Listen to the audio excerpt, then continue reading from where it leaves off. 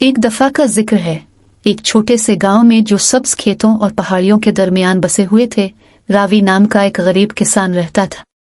रवि एक मेहनती आदमी था जिसने अपनी मामूली जमीन पर दिन रात मेहनत की ताकि अपने खानदान का पेट पाल सके। इनकी अनथक कोशिशों के बावजूद उसने अपने अंजाम को पूरा करने के लिए जिदोजहद की। एक मौसम गर्मा में गांव में शदीद खुश्क साली आई, जिससे खेत खुश्क और बंजर हो गए। चिलचिलाती धूप और बारिश की कमी ने रावी समेत इलाके के हर किसान की जिंदगी को खतरे में डाल दिया।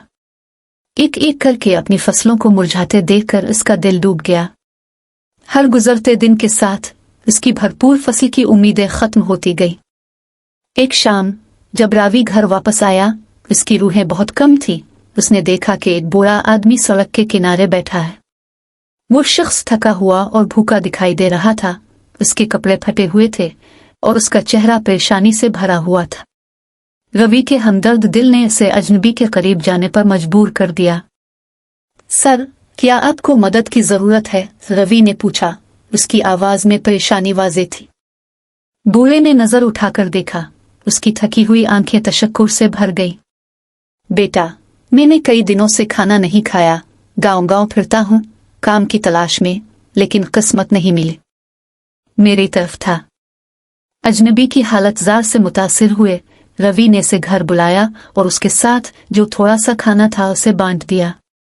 बूढ़े ने शुक्रगुजारी के साथ खाना खाया। इसकी भूख आहिस्ता आहिस्ता खत्म हो रही थी। रावी की मेहरबानी के बदले बूढ़े ने उसे एक छोटा सा बीज पेश करते हुए कहा, ये बीज अपने खेत में लगाओ, इसे उम्मीद से पानी दो और ईमान के साथ इसकी परवरिश करो। कुदरत के जादू पर भरोसा रखो।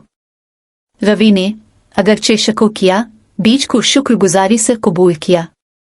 उसने इसे अपनी बंजर जमीन के एक कोने में एहतियात से लगाया और इसे हर रोज बड़ी तंदही से पानी पिलाया।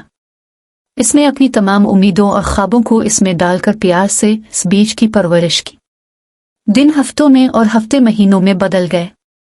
फिर एक नाखुशगवार सुबह रवि एक ऐसा नजारा देखकर बेदार हुआ जिस पर उसे यकीन नहीं आता था।